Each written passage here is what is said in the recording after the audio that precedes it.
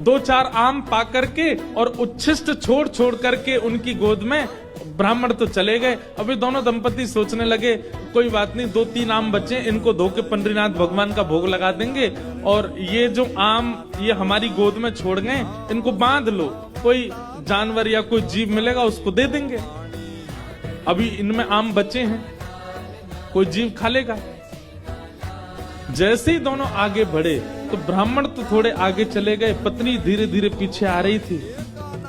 तभी उसको अचानक इतना भार लगने लगा, वो जो उसने झोली सी बनाई थी,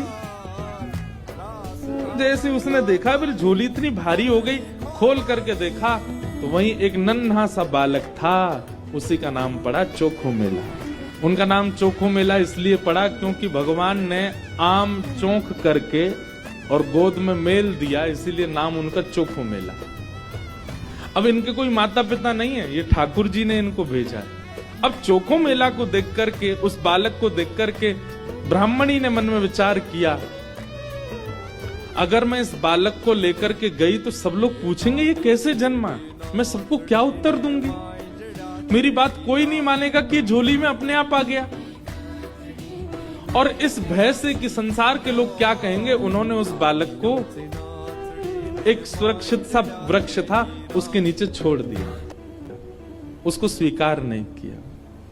तभी कुछ चर्मकार वहां से निकल रहे थे, उनमें से एक की दृष्टि पड़ी और उस रोते हुए बालक को देख करके उन्होंने उसको स्वीकार किया, और भगवत प्रसाद मान करके एक चर्मकार परिवार ने चोखो मेला जी का पालन पोषण किया। धीरे धीरे वो बड़े हुए। अब क्योंकि उनके माता पिता